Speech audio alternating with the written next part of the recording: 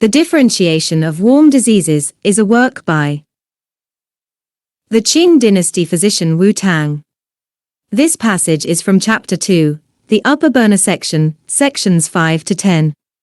5. For warm diseases of the greater yin stage, Tai yin, characterized by aversion to wind and cold. If aversion to cold is relieved after taking guaji decoction, but residual symptoms persist, they should be treated with yin Tiao powder.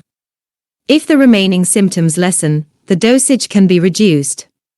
6. For warm diseases of the greater yin stage with wind, presenting only cough, mild body heat, and slight thirst, employ mild, pungent cool herbs.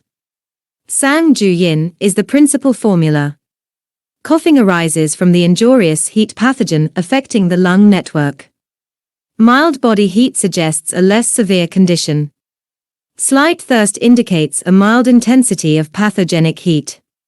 Concerned about using potent remedies for a mild illness, an alternative preparation is needed. Sang Ju Yin formula: apricot kernel 6 grams, forsythia fruit 4.5 grams, peppermint 2.4 grams, mulberry leaf 7.5 grams, chrysanthemum flower 3 grams, bitter apricot kernel 6 grams, licorice root 2.4 grams, reed rhizome 6 grams. Add 480 milliliters of water, boil down to 240 milliliters, and take in 2 divided doses per day. If symptoms do not abate within 2 to 3 days, if wheezing emerges, or if a sensation of dry heat appears in the Qi division, add gypsum and anna marina.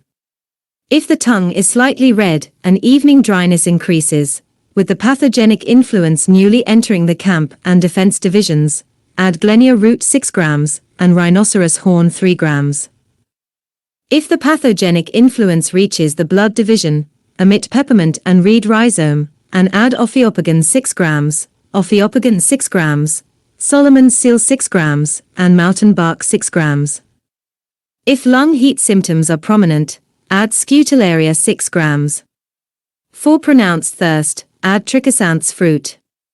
This formula works through pungent and sweet flavors to disperse wind and mildly cold ingredients. The lung is a delicate organ, and slight bitterness can descend counterflow, while pungent cool herbs can pacify the lung. This selection aims to avoid the influence of pungent warm herbs.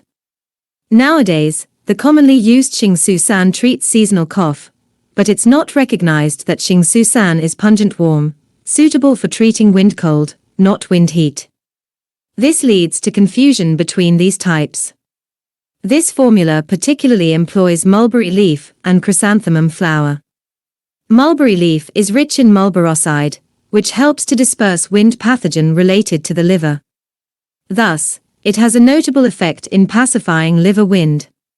Spring is ruled by the liver and governed by wind. During this season of vigorous wood and waning metal, it's necessary to control wind. Mulberry leaf's aroma and fine hairs are related to the lung network, aiding in diffusing lung qi.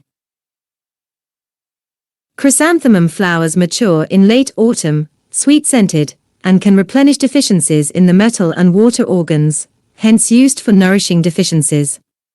While the cough from wind heat is considered a minor ailment, it's often wrongly treated with strong, pungent warm herbs.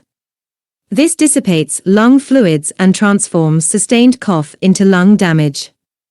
Such occurrences are numerous. In the medical way, sages emphasize, do not neglect the subtle. Being meticulous and cautious is crucial, especially for physicians in this aspect. 7. In cases of warm diseases of the greater yin stage, Tai yin, when the pulse is floating, strong, and forceful, the tongue appears yellow, severe thirst is present, profuse sweating occurs, the complexion turns red, and symptoms of intense heat and aversion to heat are prominent, it is necessary to employ potent pungent cool herbs. Bai Hu Tang, white tiger decoction, is the principal formula. A floating, strong pulse indicates the pathogen is in the Qi division of the lung meridian. A yellow tongue signifies deep penetration of heat pathogen.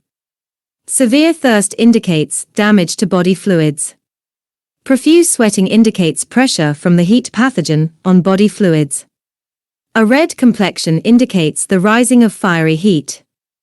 Aversion to heat indicates the pathogen's attempt to exit, but being obstructed. The use of mildly pungent cool herbs alone is insufficient in this scenario.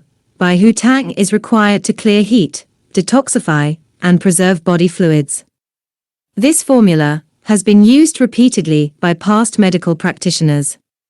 Bai Hu Tang formula: raw gypsum 30 grams, ground into powder, Anamarina root 15 grams, licorice root 9 grams, polished round grain rice 150 grams.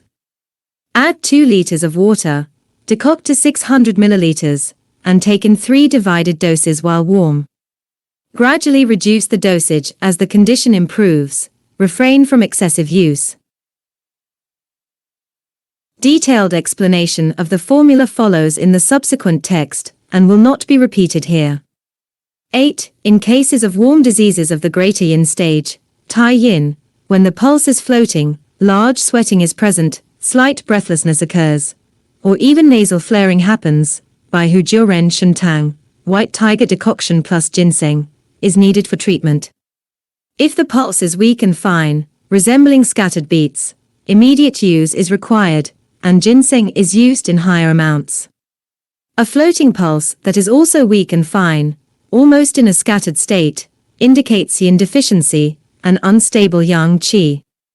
The limitations of nourishing yin fluids are clear.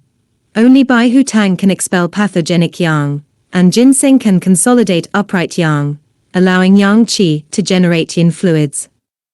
This miraculous method salvages the waning source of life's transformation.